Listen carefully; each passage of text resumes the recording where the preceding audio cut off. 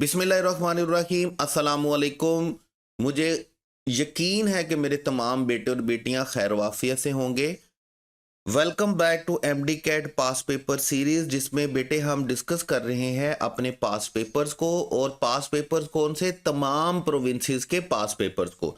आज है हमारे पास एमडी कैट 2024 शहीद जुल्फ़कार अली भुट्टो मेडिकल यूनिवर्सिटी का पास पेपर। और बिलीव मी, आपके ये जो पास पेपर की डिस्कशन है, ये ईच डिस्कशन आपके लिए 100 एमसीक्यूज को प्रैक्टिस करने, या आप इस तरह कह लें कि आपके पास 10 एफएलपी, जो आप किसी इदारे का एफएलपी सोल्व करें या किसी टीचर का बनाया हुआ एफएलपी सोल्व करें या इवन मेरा अपना बनाया हुआ एफएलपी सोल्व करें, ये उस तरह के 10 एफएलपीज को सोल्व करने से ज्यादा बेहतर है कि आप पास पेपर के किसी एक साल के पेपर को क्या करें, क्रिटिकली एनालाइज कर ले, डिस्कस कर ले। तो जब भी आप डिस्कशन में आए तो ये याद रखा करें कि एक साल के पास पेपर को डिस्कस करने का मतलब क्या है कि it is better than to solve, it is better than to practise 10 FLPs of any academy और एनी टीचर। तो MCQ1 क्वेश्चन नंबर 1 है हमारे पास, identify the type of sentence given below. The caliph notice the merchant. अच्छा, आप देखें, हमने one shot series में भी पढ़ा और हमने इसको डिटेल में भी पढ़ा कि सेंटेंस हमारे पास सेंटेंस की हमारे पास 3 तरह की काइंड्स होती है। मैंने आपको बताया सेंटेंस की कितनी तरह की काइंड्स होती हैं, 3 तरह की। नंबर 1 जो सेंटेंस की काइंड्स होती हैं वो होती हैं on the basis of structure, जहां पर हम सेंटेंस पे बात करते हैं कि कोई भी sentence affirmative, negative, interrogative, negative interrogative, WH interrogative या WH नेगेटिव इंट्रोगेटिव के स्ट्रक्चर में लिखा जाएगा। और दूसरे नंबर पर हमारे पास सेंटेंस की काइंड्स होती हैं on the basis of meanings, जिसके ऊपर हम बात करते हैं कि कोई भी sentence declarative, interrogative, imperative, exclamatory या ऑप्टेटिव होगा मीनिंग के लिहाज से। और नंबर 3 में हमारे पास आता है कि सेंटेंस की काइंड्स होंगी on the basis of clauses. हमारे पास on the basis of clauses क्या होगा कि on the basis of clauses हमारे पास कोई भी सेंटेंस या सिंपल होगा, कंपाउंड होगा, कॉम्प्लेक्स होगा या कंपाउंड कॉम्प्लेक्स होगा। तो अभी देखें, यहां पर हमें सिर्फ सेंटेंस में से क्या देखना है कि सेंटेंस में काइंड क्लॉजेज क्या है, कितनी है और किस तरह की है। जैसे देखें, अगर आपके सेंटेंस में एक क्लॉज होगी, अब जब एक क्लॉज होगी तो वो डेफिनेटली आपके पास कौन सी क्लॉज होगी? इंडिपेंडेंट क्लॉज होगी। डिपेंडेंट क्लॉज के साथ तो आप एक इकलौता सेंटेंस बना नहीं सकते, क्योंकि डिपेंडेंट क्लॉज को तो इंडिपेंडेंट क्लॉज का सहारा चाहिए होता है। नंबर 2, अगर आपके सेंटेंस में 2 क्लॉजेज हो तो आपका सेंटेंस कंपाउंड भी हो सकता है और कॉम्प्लेक्स भी हो सकता है।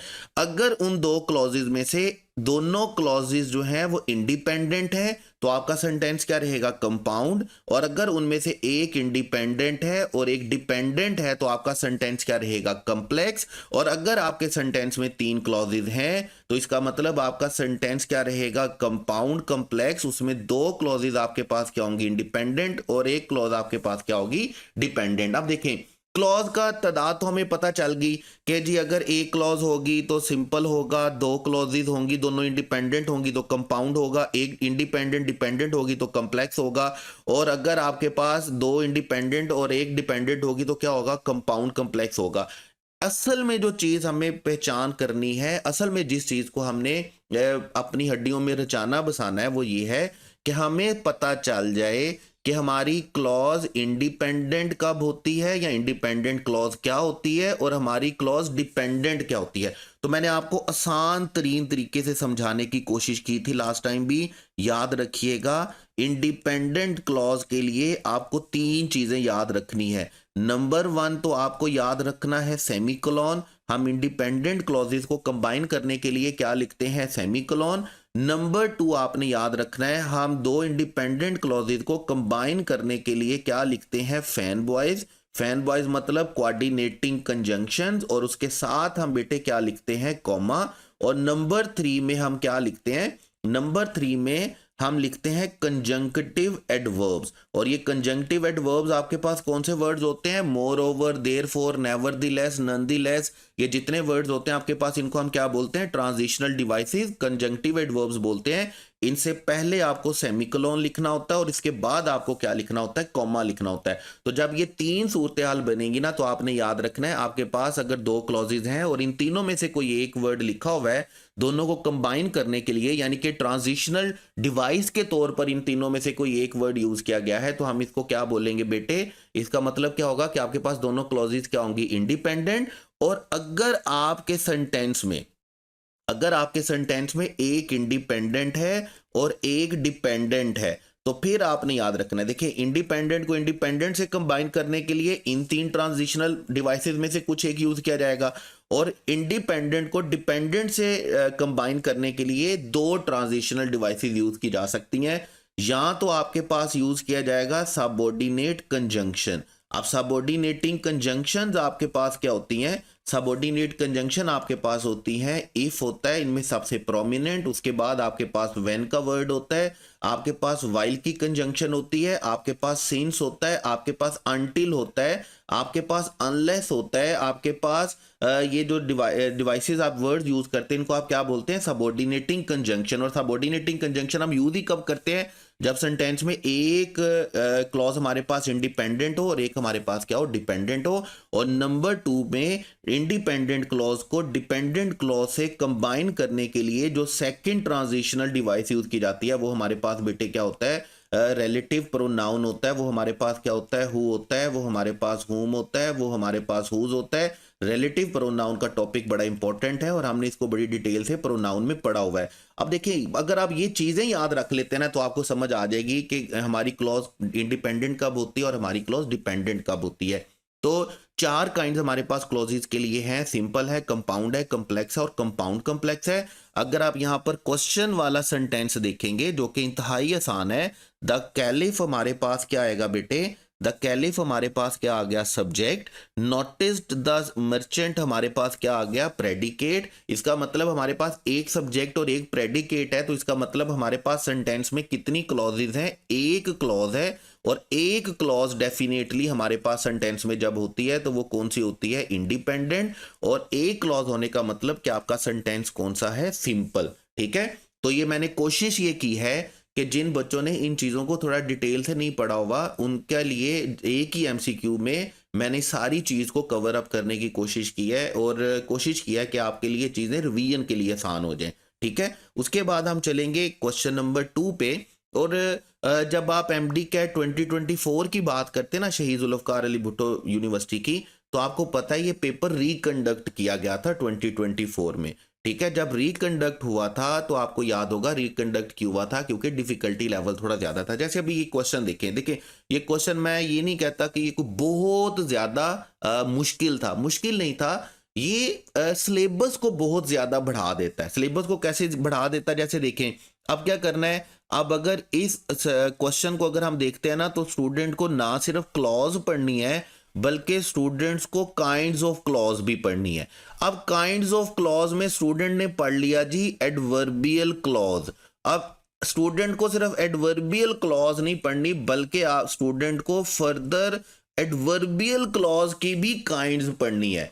मतलब आप जो सिलेबस है उसको 4 लेयर्स पे ले गए। नंबर 1 बच्चे को क्लॉज पढ़नी है और क्लॉजेस की क्या पढ़नी है, काइंड्स। उसकी काइंड में से एक काइंड कौन सी है, एडवर्बियल क्लॉज। और फर्दर आपने क्या बच्चे से क्वेश्चन पूछ लिया कि एडवर्बियल क्लॉज की कौन सी काइंड है। जैसे देखें, the underline part in the sentence given below is an. अच्छा, अंडरलाइन पार्ट क्या था ना, अंडरलाइन पार्ट था येट ही फेल्ड। अब सेंटेंस हमारे पास क्या है, एडवर्बियल क्लॉज ऑफ। अब सिर्फ हमें ये नहीं पूछा जा रहा कि ये क्लॉज कौन सी काइंड की, हमें ये पूछा जा रहा है कि एडवर्बियल क्लॉज की कौन सी काइंड है। अब अगर देखें हम एडवर्बियल क्लॉज का मतलब क्या होता है कि कोई भी क्लॉज जो सेंटेंस में क्या कर रही होती है, एडवर्ब का रोल प्ले कर रही होती है। अब एडवर्ब क्या करता है, एडवर्ब एक्शन के बारे में हमें आंसर करता है कि काम कब हुआ, कैसे हुआ, कहाँ हुआ, क्यों हुआ। ठीक है, हम जानते हैं ना कि हमारे पास क्या होता है, ये जितने क्वेश्चन का आंसर कर रहा होता है हमें वर्ब के बारे में, ये सारे का सारा हमारे पास क्या होता है, एडवर्ब होता है। अब कोई भी ऐसी क्लॉज जो सेंटेंस में एक्शन के बारे में एडवर्ब के लिए हमें बता रही होगी तो हम उसको क्या बोलेंगे, एडवर्बियल क्लॉज बोलेंगे। आप जरा देखिएगा, एडवर्बियल क्लॉज की हमारे पास 9 काइंड्स होती हैं। जिस तरह एडवर्ब की हमारे पास काइंड्स होती हैं, मुख्तलिफ तरह का एडवर्ब होता है। जैसे पहला एडवर्ब हमारे पास क्या होता है, एडवर्ब ऑफ टाइम होता है, तो यहाँ पर एडवर्बियल क्लॉज ऑफ टाइम होगा। एडवर्ब ऑफ प्लेस होता है तो एडवर्बियल क्लॉज ऑफ प्लेस होगा। मैनर होता है तो एडवर्बियल क्लॉज ऑफ मैनर होगा। रीजन है तो यहाँ पर रीजन है। कंडीशन है तो आप देखें ये कंडीशन क्या बताएगा कि काम क्या हुआ, इसमें कंडीशन क्या इन्वॉल्व थी, और इसके लिए हम कौन से वर्ड यूज कर रहे होते हैं, इसमें हम कॉमन कंजंक्शन जो यूज कर रहे होते हैं वो क्या होता है, if, unless, provided that, as long as और इन केस। इस तरह की जो हम कंजंक्शन यूज कर रहे होते हैं, क्योंकि हमने एडवर्बियल क्लॉज को पहचानना कैसे होता है, हमने एडवर्बियल क्लॉज को पहचानना होता है कॉमन कंजंक्शंस के साथ। इसी तरह देखिएगा पर्पस है, और पर्पस के लिए हम क्या यूज करते हैं, so that, in order, that का वर्ड हम यूज करते हैं। रिजल्ट है, कॉन्सिक्वेंस है, उसके बाद कंपैरिजन है, उसके बाद कंसेशन है, और कंसेशन के लिए हम क्या यूज करेंगे, दो, आल दो, even though, where as, yet. ठीक है, अब आप सेंटेंसेस पढ़ लीजिएगा सारे। देखें, कंसर्न मेरा ये नहीं था या मेरा ये नहीं है कि बच्चों को ये चीज पढ़ाई नहीं जानी चाहिए। कंसर्न मेरा ये है कि अगर आपने ये चीजें बच्चों को पढ़ानी है तो आपको ये चीजें मैट्रिक इंटर में शामिल करनी चाहिए, और इतनी डिटेल के साथ ग्रामर का क्वेश्चन शामिल करना मेरे ख्याल में थोड़ा सा अहमकाना स्टेप था। आप स्टूडेंट से क्लॉज क्या है ये पूछ सकते हैं, आप स्टूडेंट से ये पूछें कि क्लॉज के लिहाज से सेंटेंस की काइंड्स कौन सी बनती हैं, ये आप पूछें। चलें, आप ये पूछ सकते हैं कि ये सेंटेंस की ये क्लॉज की कौन सी काइंड है। लेकिन जब आप 4 लेयर्स पे चले जाते हैं, मतलब क्लॉज का पता होना चाहिए, क्लॉज की काइंड्स का पता होना चाहिए, और फर्दर अगर बच्चे को एडवर्बियल क्लॉज का पता है तो उसको ये भी पता होना चाहिए कि वो एडवर्बियल क्लॉज की काइंड्स कौन सी, मतलब ये बहुत डिटेल में चला जाता है और बहुत आगे चला जाता है, जिसके लिए बच्चे को फंक्शनल इंग्लिश के लिए सीखने के लिए बड़ा टाइम लगाना पड़ेगा, बड़ा टाइम इन्वेस्ट करना पड़ेगा, जो कि मेरे ख्याल में एमडी कैट के स्टूडेंट के लिए, मेडिकल के स्टूडेंट के लिए बिल्कुल भी किसी तरह से भी फायदेमंद आगे फ्यूचर में नजर नहीं आता है, फंक्शनल इंग्लिश के लिहाज से उसको इतना डिटेल में लेकर के जाना। बहरहाल क्वेश्चन था पेपर का, तो हमें तो सर हम तस्लीम करना है, हमें मानना पड़ेगा जी उनका फैसला। तो याद रखिएगा, येट ही फेल्ड याद रखिएगा, आल्दो याद रखिएगा, ये हमारे पास कौन सा होता है, adverbial clause of concession. Condition नहीं होती, कंडीशन किसके साथ होती है, इफ के साथ, इफ वाली कंजंक्शन के साथ। मैनर किसका आंसर करता है कि कैसे हुआ, रीजन हमें बताता है क्यों हुआ, कंसेशन हमें क्या बताता है, जैसे अभी हम बात कर रहे थे, कंसेशन हमें बताता है कंट्रास्ट और अनएक्सपेक्टेड रिजल्ट। जैसे हम कहते हैं आल्दो ही इज रिच, अगरचे वो क्या है, बड़ा अमीर है, येट ही लिव्स सिंपली, लेकिन वो बड़ी सादगी से रहता है। तो टेक्निकली हम इसमें क्या बता रहे हैं, हम यहाँ पर क्या बता रहे हैं, कंट्रास्ट बता रहे हैं। बिल्कुल इसी तरह जिस तरह क्वेश्चन में क्या है, Aldous Mehran is hard working, अगरचे मेहरान जो है वो बड़ा हार्ड वर्किंग है, येट ही फेल्ड, लेकिन फिर भी वो फेल हो गया।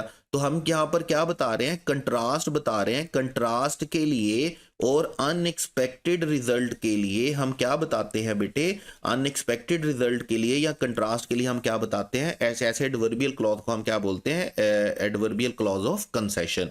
ठीक है, तो मेरे मुताबिक ये क्वेश्चन नहीं होना चाहिए था, बड़ा आगे का क्वेश्चन है, बड़ी डिटेल में जाना पड़ेगा बच्चों को, टीचर्स को, विच विल बी डिस्टर्बिंग।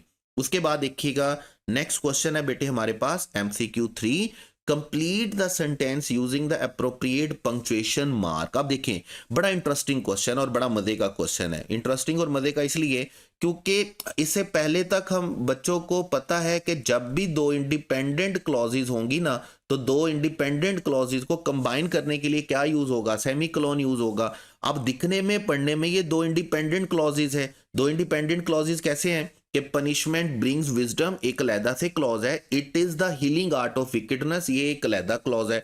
तो हमें ऐसा लगता है कि हमें इसको ठीक करने के लिए क्या लगाना चाहिए, सेमीकोलन लगाना चाहिए। दो इंडिपेंडेंट क्लॉजेज को कंबाइन करने के लिए हमें क्या लगाना होता है, इंडिपेंडेंट क्लॉजेज। लेकिन यहां पर बिल्कुल भी ऐसा नहीं है, याद रखिएगा। दो ऐसी क्लॉजेज, दो ऐसी इंडिपेंडेंट क्लॉजेज या क्लॉजेज जो कि एक दूसरे को क्या कर रही होती हैं, एक दूसरे को डिफाइन कर रही होती हैं। ठीक है, सेकंड क्लॉज पहले वाले को क्या कर रही होती है, डिफाइन कर रही होती है। हम उन दो क्लॉजेज को क्लॉजेज को क्लोन के साथ सेमी क्लोन के साथ कंबाइन नहीं करते, बल्कि किसके साथ कंबाइन करते हैं, क्लोन के साथ कंबाइन करते हैं। अच्छा, इनकी ना दो तरह की आपको स्ट्रक्चर आपको मिलेगा। पहला स्ट्रक्चर देखिएगा, जैसे ये क्लॉजेज कैसे किस तरह की हो सकती हैं, ये सेंटेंस मतलब किस तरह का हो सकता है, he had only one goal, उसका सिर्फ एक गोल था, और वो गोल क्या था, टू विन द चैंपियनशिप, क्या करना, चैंपियनशिप जीतना। ठीक है, अब ये बात रिलेटेड है पहले वाले से। इस तरह के जो सेंटेंसेस होते हैं ना, हम इसको बोलते हैं क्लोजली रिलेटेड क्लॉजेस। ठीक है, जो एक दूसरे के बड़ा ही रिलेटेड क्लॉजेस होती हैं। जैसे she faced a tough decision, stay with her family और मूव अब्रॉड। उसने एक बड़ा ही क्या किया, उसे सख्त फैसला लेना पड़ा, और वो सख्त फैसला क्या था कि स्टे विद हर फैमिली और मूव अब्रॉड, कि वो क्या करे, या अपनी फैमिली के साथ रहे या गैर मुल्क चला जाए, बाहर चला जाए, अब्रॉड चला जाए। अब देखें, he got what he worked for, and what he work for, he worked for success. अब ये वो जो सेंटेंस है ना, जिसमें सेकंड पार्ट जो होता है, second clause you can say, या जो भी सेकंड में लिखा हुआ होता है, वो बड़ा क्लोजली रिलेटेड होता है किससे, फर्स्ट वाले से। ठीक है, और बहुत सारी सूरतों में ये क्लॉज होती भी नहीं है, बहुत सारी सूरतों में ये क्लॉज होती भी नहीं है, जैसे आपके पास सामने सेंटेंस भी लिखा हुआ है। फिर हमारे पास आते हैं दूसरी तरह के वो सेंटेंसेस जिनमें हमारे पास क्लियरली क्लॉजेज लिखी हुई होती हैं, और वो दोनों क्लॉजेज होती भी कौन सी हैं, वो दोनों इंडिपेंडेंट क्लॉजेज होती हैं। लेकिन क्या हो रहा होता है, इनमें से सेकंड क्लॉज डिफाइन कर रही होती है, इनमें से सेकंड क्लॉज इलेबोरेट कर रही होती है किसको, फर्स्ट क्लॉज को। जैसे देखें, experience is the best teacher, experience जो है वो बेस्ट टीचर है, and why experience is the best teacher, it turns mistake into lesson. अब ये जो सेकंड क्लॉज है ये इंडिपेंडेंट है, इसमें कुछ शक नहीं, लेकिन ये क्या कर रही है, ये फर्स्ट वन को डिफाइन कर रही है। जैसे देखिए, एक और एग्जांपल देखेंगे, जितना मैं हमेशा से आपको कहता हूं, जब भी आप कोई नई चीज सीखते हैं ना, तो जितनी ज्यादा एग्जांपल्स आप कोट करेंगे, एग्जांपल्स को देखेंगे, क्वेश्चंस को देखेंगे, वो चीज उतनी ज्यादा स्ट्रांग होती है। टॉपिक मतलब वो जो कॉन्सेप्ट होता है ना, वो उतना ज्यादा क्लियर होता है।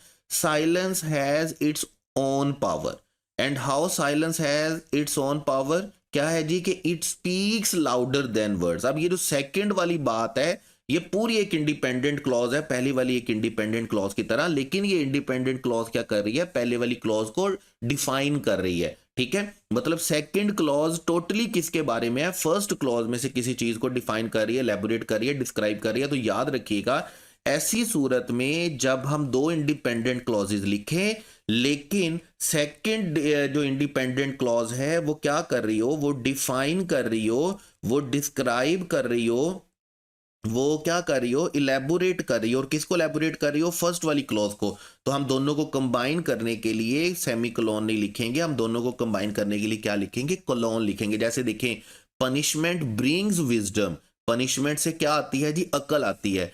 और कैसे आती है जी अकल, हाउ इट हैपन्स, के it is the healing art of wickedness. अब ये जो बात है, ये किसको मॉडिफाई कर रही है, किसको एलैबोरेट कर रही है, कि ये बात कैसे हो सकती है, ये बात कैसे होती है, उसको मजीद डिफाइन कर रही है। तो यहां पर याद रखिएगा, हम सेमी कोलोन नहीं लिखेंगे, यहां पर हम दोनों क्लॉजेस को कंबाइन करने के लिए बेटे क्या लिखेंगे, कोलोन लिखेंगे। अदरवाइज हम दो इंडिपेंडेंट क्लॉजेस को किसके साथ कंबाइन करते हैं, हम दो इंडिपेंडेंट क्लॉजेस को कंबाइन करते हैं किसके साथ, सेमी कोलोन के साथ। लेकिन यहां पर हमारे पास क्या आएगा, कोलोन आएगा, क्योंकि सेकंड क्लॉज डिफाइन करिए किसको, फर्स्ट वाले कोलोन को, फर्स्ट वाले इंडिपेंडेंट क्लॉज को। उसके बाद सेकंड क्वेश्चन, फोर्थ क्वेश्चन है हमारे पास, स्पेलिंग का है। तो डेफिनेटली आप देख रहे होंगे, डिस्क्रिमिनेशन में CRE नहीं हो सकता, MENA नहीं होगा, और डबल S नहीं होता। करेक्ट ऑप्शन हमारे पास बेटे क्या होगा, चार्ली होगा। स्पेलिंग मिस्टेक का क्वेश्चन है, तो इसके लिए आप ये तो मैं ऐसा नहीं हो सकता कि आप 5000 वर्ड्स के स्पेलिंग याद कर लें या 10,000 वर्ड्स के स्पेलिंग याद कर लें। मैं वोकैब, स्पेलिंग, सेंटेंस कंप्लीशन के लिए किसी सूरत भी किसी वोकैब को याद करने, रट्टा मारने, किताब खरीदने, नोट्स खरीदने के हक में नहीं हूं। मैंने आपको पहले भी बताया, मेरा स्टांस इस बारे में बड़ा क्लियर है कि MD कैट वोकैब अगर अनसीन है, तो अनसीन का मतलब अनसीन होता है, उसमें आप अपनी first year second year matric की जो वोकैब है उसको जरूर गो थ्रू करें, उसको जरूर पक्का करें, और ये घूम फिर के उन्हीं में से ही वर्ड्स आते हैं, कोई बाहर से नहीं वर्ड्स आते। उसके बाद देखिएगा, identify the figure of speech in the following question. और मैं आपको क्यों कहता हूं कि आप पास पेपर के क्वेश्चन को, एक पेपर को अगर आप सोल्व करते हैं ना, तो इसका मतलब होता है कि आप 100 एमसीक्यूज को क्या कर रहे हैं, प्रैक्टिस कर रहे हैं, या ये 10 एफएलपीज के बराबर है एक पास पेपर को क्या करना, डिस्कस करना। उसकी रीजन क्या होती है कि आप एक क्वेश्चन पकड़ते हैं और उसकी सारी पॉसिबल आउटकम्स को क्या कर रहे होते हैं, पॉसिबल उससे रिलेटेड कॉन्सेप्ट्स को क्या कर रहे होते हैं, डिस्कस कर रहे होते हैं। अब जैसे देखिए, अगर हम एक एमसीक्यू डिस्कस करेंगे तो हमारे 4 कॉन्सेप्ट्स क्लियर हो जाएंगे। अब हमारे पास 4 चीजें, सेंटेंस हमें दिया गया है जी, he is considered the black sheep of the family. ठीक है, हमने ये बताना है कि इसमें से फिगर ऑफ स्पीच कौन सा यूज किया गया। वैसे अगर आपने फिगर ऑफ स्पीच नहीं पढ़े हुए या आप इनको अच्छे तरीके से नहीं समझते हैं, तो बेटे हमारी वन शॉट सीरीज जो है उसमें figurative language, figurative devices, figure of speech के लिहाज से एक पूरा वन शॉट सीरीज का लेक्चर है जो मैं आपको रेकमेंड करूंगा कि आपको लाजमी देखना चाहिए। और पेपर में इसी तरह का क्वेश्चन होगा, आसान तरीन क्वेश्चन होगा। देखें नंबर 1 पे है जी एलिट्रेशन। एलिट्रेशन क्या होता है? रेपिटेशन ऑफ कॉन्सोनेंट साउंड्स होता है, कॉन्सोनेंट साउंड्स, कॉन्सोनेंट लेटर्स होता है। जैसे देखें हमारे पास है Peter picked a pack of pickled papers. अब ये सारे के सारे क्या आ रहे हैं, पी साउंड जो है वो क्या कर रहा है, पी लेटर जो है, पा साउंड जो है वो क्या कर रहा है, रिपीट हो रहा है। इसी तरह she sells sea shells by the sea shore. अब ये सारी बातें क्या हो रही हैं, रेपिटेशन है। इसको हम क्या बोलते हैं बेटे एलिट्रेशन बोलते हैं। याद रखिएगा, रेपिटेशन ऑफ कॉन्सोनेंट साउंड को हम क्या बोलते हैं, एलिट्रेशन बोलते हैं। इमेजरी हम किसको बोलते हैं, जब हम अपनी राइटिंग में वो वर्ड यूज करते हैं जो हमारे सेंसेस को ट्रिगर करता है। मतलब ये सेंसेस किससे रिलेटेड हो सकती हैं, ये हमारी स्मेल से रिलेटेड हो सकती हैं, ये साउंड से रिलेटेड हो सकती हैं, ये हमारे टच से रिलेटेड हो सकती हैं। ठीक है, ये हमारी मतलब जो भी हमारी सेंसेस हैं उनको जो ट्रिगर करेंगी ना जो चीज़ें, उनको हम क्या बोलेंगे, इमेजरी। जैसे इमेजरी बोलेंगे, जैसे देखें the aroma of freshly baked bread. अब ये क्या है, ये हमारे पास इमेजरी ट्रिगर की जा रही है, ये इमेजरी क्रिएट की जा रही है कि हमें ऐसा क्या, मतलब रीडर को ऐसा किया जा रहा है कि रीडर इसको फील करे, रीडर अपनी सेंसेस में इस चीज को फील करे। जैसे देखें द सनसेट भी तो लिखा जा सकता था, लेकिन क्या लिखा हुआ है, द गोल्डन सनसेट। तो क्या आ गया, हमें विजुअलाइज करवाने की कोशिश की जा रही है। The golden sunset painted the sky with crimson streaks. अब क्या किया जा रहा है, अब हमारी सेंसेस को ट्रिगर किया जा रहा है और हमें विजुअलाइज करवाने की कोशिश की जा रही है। इसको हम क्या बोलते हैं, इमेजरी। और सिमिली और मेटाफर को तो आप अच्छे से समझते हैं। सिमिली का मतलब क्या होता है, जब आप एज या लाइक का वर्ड यूज करके दो चीजों को एक जैसा बता देते हैं तो देन हम उसे क्या बोलते हैं, सिमिली। और जब आप उसकी किसी क्वालिटी की वजह से डायरेक्ट उसको वो बोल देते हैं तो देन हम आप उसे क्या बोलते हैं, मेटाफर बोलते हैं। जैसे देखें he is as brave as the lion, her smile shines like the sun. Simile के लिए क्या होना जरूरी है, सिमिली के लिए एज प्लस एज होना जरूरी है, लेकिन मेटाफर के लिए एज प्लस एज होना जरूरी नहीं है। जैसे देखिए टाइम इज अ थीफ, हमने टाइम को डायरेक्टली थीफ बोल दिया, क्लासरूम को डायरेक्टली जू बोल दिया, और हर वॉइस को डायरेक्टली क्या बोल दिया, म्यूजिक बोल दिया। तो ऐसी सूरत में हम इसे क्या बोलेंगे, मेटाफर बोलेंगे। जिस तरह आपके सेंटेंस में ही is considered the black sheep. अब ब्लैक शीप का जो वर्ड है ना, बेसिकली क्या है कि ये मेटाफर है, उसको उसकी किसी क्वालिटी की वजह से, उसको किसी करेक्टरिस्टिक की वजह से क्या बोला जा रहा है, डायरेक्टली ब्लैक शीप बोला जा रहा है। अगर कहा जाएगा ना लाइक ब्लैक शीप या एज ब्लैक शीप, तो फिर वो क्या होगा, सिमिली, अदरवाइज वो क्या है, मेटाफर। उसके बाद है बेटे नेक्स्ट क्वेश्चन हमारे पास, we had taken our meal before. मैं आपको पहले भी बोल चुका हूं कि बिफोर और आफ्टर याद रखिएगा कि जब भी हमारे पास पास्ट में दो एक्शन टेक प्लेस होते हैं तो डेफिनेटली हमें क्या करना होता है। जैसे देखें एक टाइमलाइन अगर हम ड्रा करते हैं तो हम प्रेजेंट टाइम पर मौजूद हैं, हमारे से पहले कौन सा टाइम गुजर चुका है, पास्ट, और आने वाला टाइम कौन सा है हमारे पास, फ्यूचर। अब देखें पास्ट को हम दो हिस्सों में डिवाइड कर लेते हैं, एक हमारे पास होता है नियर पास्ट और एक हमारे पास होता है फार पास्ट। अगर सेंटेंस में दो एक्शन साइमल्टेनियसली नहीं हो रहे बल्कि आगे पीछे हो रहे हैं पास्ट में, तो हम फार पास्ट के लिए कौन सा टेंस लिखते हैं, पास्ट परफेक्ट। और नियर पास्ट के लिए हम क्या लिखते हैं, पास्ट इंडेफिनिट लिखते हैं। आप 9th-10th क्लास में वो सेंटेंस पढ़कर आते हैं जो सारी जिंदगी हमारे दिमाग में छप जाते हैं कि हमारे स्कूल पहुंचने से पहले चपरासी घंटी बजा चुका था। अब उसका घंटी बजाना क्या है, फार पास्ट, और हमारा स्कूल पहुंचना क्या है, नियर पास्ट। तो उसकी घंटी बजाने को किस में ट्रांसलेट किया जाता था, पास्ट परफेक्ट में। हमारे स्कूल को जाने को किस में ट्रांसलेट किया जाता था, पास्ट इंडेफिनेट में।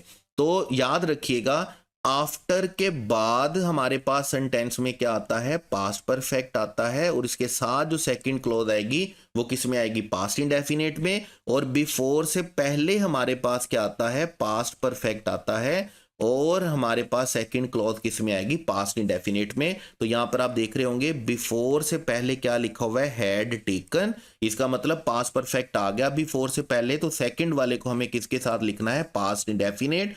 तो हमारे पास करेक्ट ऑप्शन बेटे कौन सा चलेगा, correct option is Charlie left. हमारा सेंटेंस कैसे बनेगा, हमारा सेंटेंस बनेगा we had taken our meal before we left. जब भी आपने पास्ट में दो एक्शन देखते हैं, एक तो पास्ट में ये एक्शन होता ना कि दोनों एक्शन एक ही टाइम में हो रहे होते हैं, कि जब मैं आया तो वो ये काम कर रहे थे।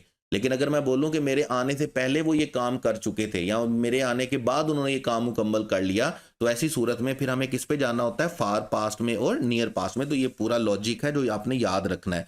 उसके बाद आपके पास next question, had I known the answer. और मैं आपको बार बार बोलता रहता हूं, जब भी आपने कंडीशनल सेंटेंसेस का क्वेश्चन देखा होगा तो आपने सिर्फ और सिर्फ इन्वर्जन का क्वेश्चन देखा होगा कंडीशनल सेंटेंसेस का पेपर में, इन्वर्जन के लिहाज से। और ये इन्वर्जन सिर्फ कौन से कंडीशन की देखी होगी, थर्ड कंडीशन की। लेकिन मैं आपको बार बार याद करवाता रहता हूं, याद रखिएगा, इन्वर्जन का मतलब हमारे पास क्या होता है, जब हम सेंटेंस को हेल्पिंग वर्ब से स्टार्ट करते हैं उसके बाद सब्जेक्ट आता है। और कंडीशनल में इन्वर्जन का मतलब क्या होता है कि जब हम सेंटेंस में सबऑर्डिनेट कंजंक्शन यानी कि इफ वगैरह नहीं लिखते, बल्कि डायरेक्ट सेंटेंस को किससे स्टार्ट करते हैं, हेल्पिंग वर्ब से। जैसे देखिए जीरो कंडीशन जो है उसका याद रखिएगा इन्वर्जन होता ही नहीं है, हम उसका इन्वर्जन बनाते ही नहीं है। फर्स्ट कंडीशन का इन्वर्जन किसके साथ होता है, शुड के साथ, और शुड के साथ आपको वर्ब की कौन सी फॉर्म लिखनी है, फर्स्ट फॉर्म।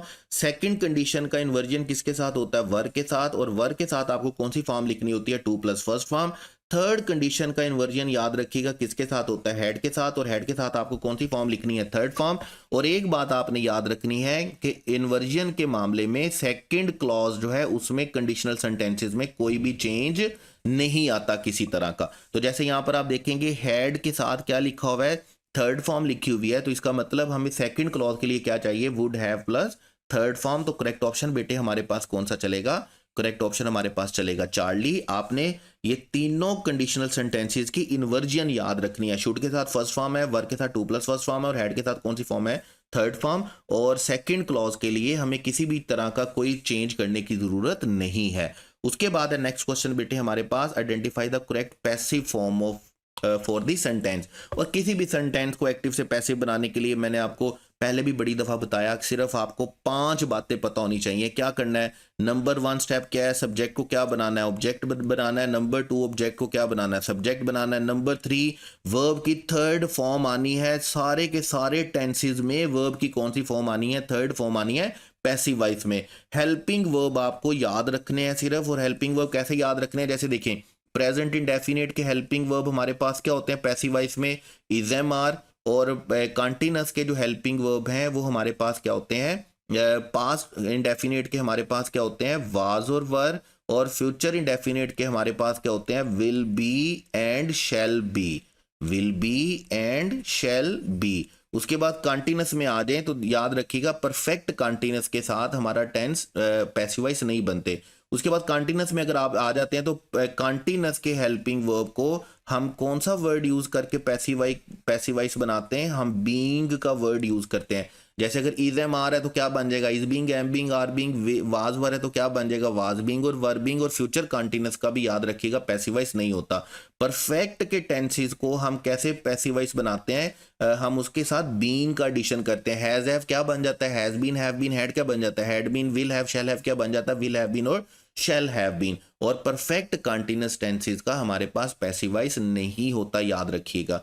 तो हमारे पास इंडेफिनेट के पैसिव वॉइस किस तरह बनेंगे, is am are, was were, will be, shall be, present past future. Continuous में आपने बीइंग का एडिशन कर देना है, परफेक्ट में आपने बीइंग का एडिशन कर देना। आपको सिर्फ ये हेल्पिंग वर्ब याद रखने हैं। और नंबर 5 पे आपको याद रखना है कि आपने वर्ब की थर्ड फॉर्म के बाद कौन सा एडिशन करना होता है, बाय का एडिशन करना होता है। और अगर आप ये सारे स्ट्रक्चर को देखेंगे, सारी चीजों को देखेंगे, तो आपके पास सेंटेंस क्या बनता है, the gate was not opened by the guard. Correct option आपके पास बेटे कौन सा चलेगा?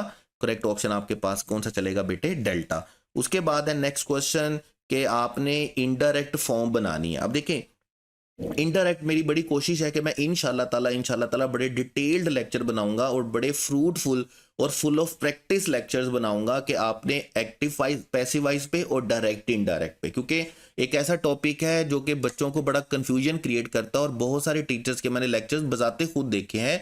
तो मैं ये समझता हूँ कि मैं उन चीज़ों को और ज़्यादा अच्छे तरीके से और ज़्यादा आसानी के साथ मैं बच्चों के लिए बना सकता हूँ। तो मैं इंशाल्लाह बहुत जल्द इंशाल्लाह ताला एक्टिव वाइज पैसिव वाइज और डायरेक्ट इनडायरेक्ट के ऊपर लेक्चर बनाऊंगा। लेकिन अभी मैं फिलहाल आपको जल्दी जल्दी से बता देता हूं कि जब भी आपने डायरेक्ट को इनडायरेक्ट में चेंज करना होता है तो आपने क्या करना होता है? 4 चीज़ें करनी होती हैं। नंबर 1 आपने इन्वर्टेड कोमा हटाना होता है। नंबर 2 आपने आपके रिपोर्टेड स्पीच के अंदर आने वाले पर्सनल प्रोनाउन को चेंज करना होता है। नंबर 3 आपने अपने टेंस को चेंज करना होता है रिपोर्टेड स्पीच के। और नंबर 4 आपने रिपोर्टेड स्पीच में आने वाले सर्टन वर्ड्स को चेंज करना होता है। ये जो तीनों चेंजेस होती हैं ना, ये तीनों चेंजेस आपके पास किस में आती हैं? रिपोर्टेड स्पीच में होती हैं।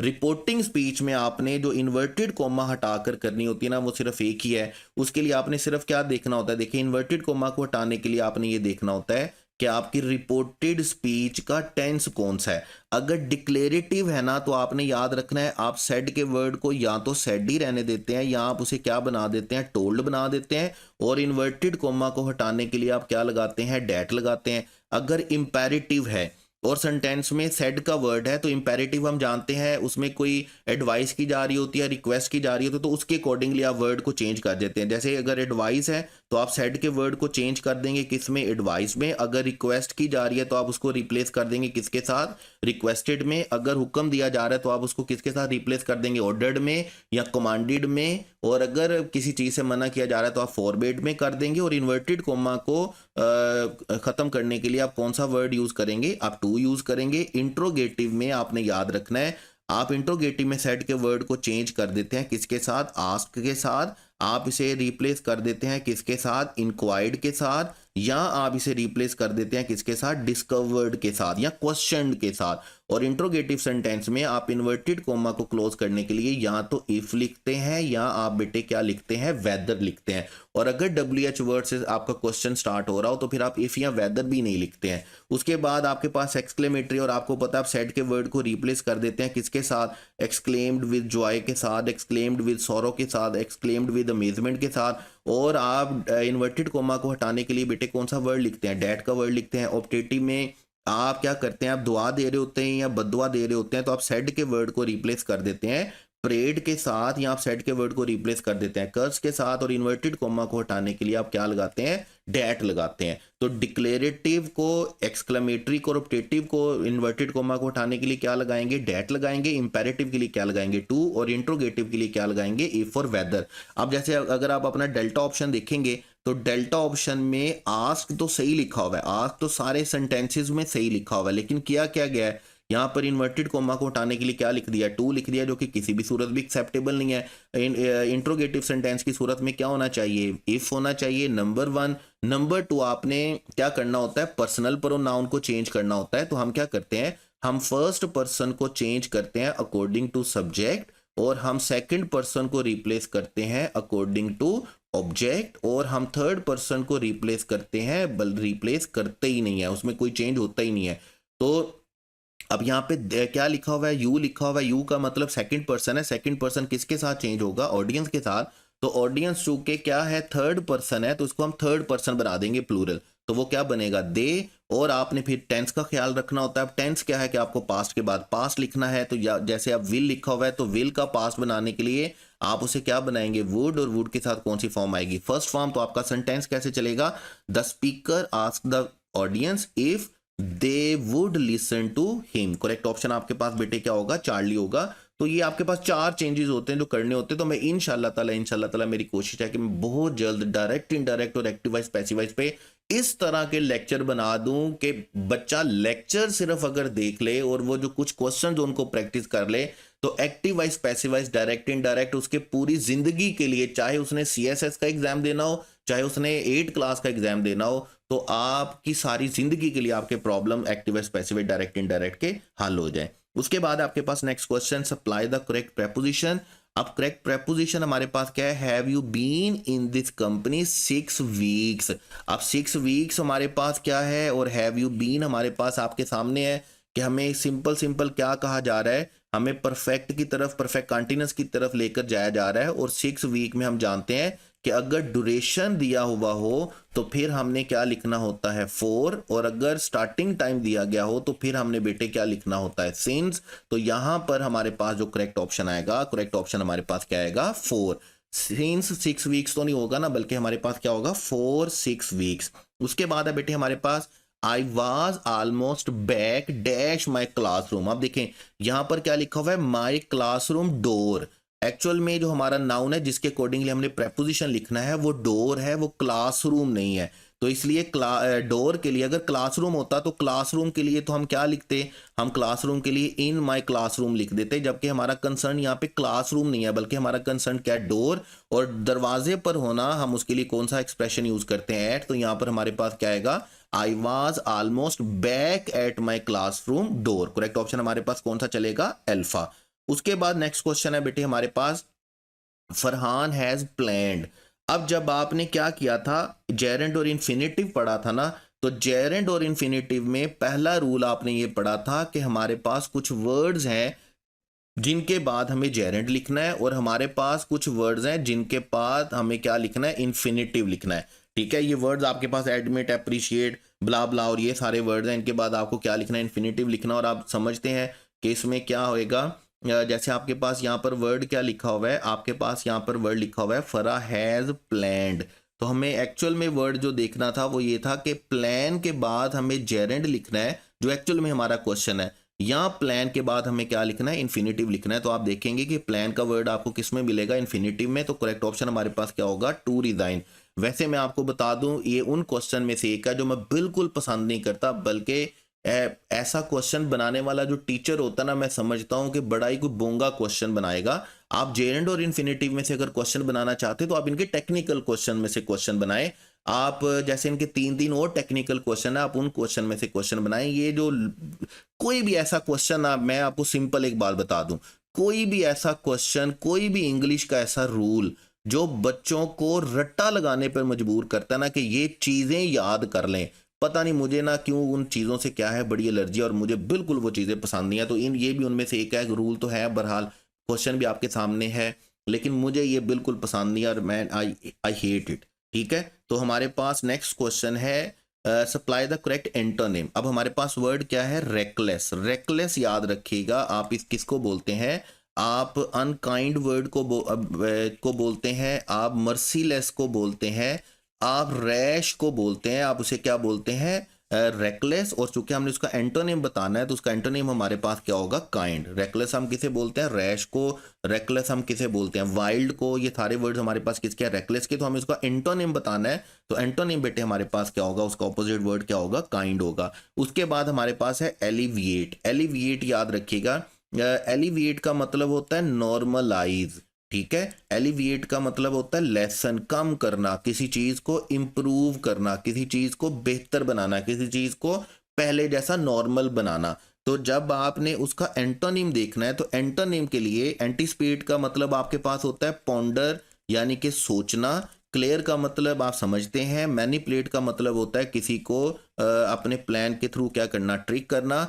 एग्रावेट का मतलब याद रखिएगा, एग्रावेट का मतलब होता है किसी चीज में शिद्दत लेकर आना, मतलब उस चीज को कम नहीं करना बल्कि उस चीज में को क्या करना, एक्सट्रीम पर लेकर के जाना। इसलिए हमारे पास यहाँ पर एंटोनिम कौन सा होगा बेटे, एग्रावेट होगा। उसके बाद हमारे पास है ऑर्थोडॉक्स, और ऑर्थोडॉक्स का वर्ड आप मिस्टर चिप्स में बड़े अच्छे तरीके से पढ़ कर आते हैं।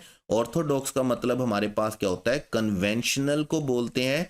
ऑर्थोडॉक्स हम किसको बोलते हैं, ट्रेडिशनल को बोलते हैं। ऐसा बंदा, ऐसी हस्ती जो कि अपनी रवायात को छोड़ने को तैयार नहीं होता ना, जो ट्रेडिशनल होता है, कन्वेंशनल होता है, ऑर्थोडॉक्स होता है। और जैसे हमारे पास यहाँ पर वर्ड लिखा हुआ कौन सा, कंजर्वेटिव होता है, जिसकी पर्सनैलिटी का हिस्सा नहीं होता। और क्या हिस्सा नहीं होता, नो चेंज। चेंज उसकी पर्सनैलिटी का हिस्सा नहीं होता, तो उसको हम क्या बोलते हैं बेटे, कंजर्वेटिव बोलते हैं, कन्वेंशनल बोलते हैं, ट्रेडिशनल बोलते हैं। उसके बाद है हमारे पास बेटे question 16, the new government brought stupendous. अब स्टूपेंडुअस जो है ये वर्ड याद रखिएगा, इसका मतलब आपके पास है अमेजिंग, इसका मतलब है आपके पास सरप्राइजिंग, यानी कि कोई चीज़ जो शॉकिंग हो, सरप्राइजिंग हो, अमेजिंग हो, हम उसे क्या बोलते हैं, स्टूपेंडुअस। तो यहाँ पर जो हमारे पास इसका सिनोनिम है तो वो हमारे पास बेटे कौन सा रहेगा, सरप्राइज्ड इट्स क्रिटिक। यहाँ पर सेंटेंस को कंप्लीट करने के लिए जो हमें वर्ड चाहिए होगा वो हमें क्या चाहिए होगा, इसके अकॉर्डिंगली सरप्राइज्ड। उसके बाद लास्ट 2 क्वेश्चन जो है वो रीडिंग कंप्रीहेंशन के हैं, और रीडिंग कंप्रीहेंशन का जो एमडी कैट के लिए रूल है वो मैंने आपको बड़ा सिंपल सा बताया। मैंने कहा सिर्फ एक रूल है, बाकी कतई तौर पर कोई लंबे लंबे चौड़े लेक्चर सुनने की आपको किसी तरह से भी जरूरत नहीं है रीडिंग कंप्रीहेंशन के लिए, टाइम ज़ाया बिल्कुल नहीं करना। सिर्फ एक सिंपल रूल मैंने आपको बताया था, और वो रूल क्या था, रीड द क्वेश्चन फर्स्ट।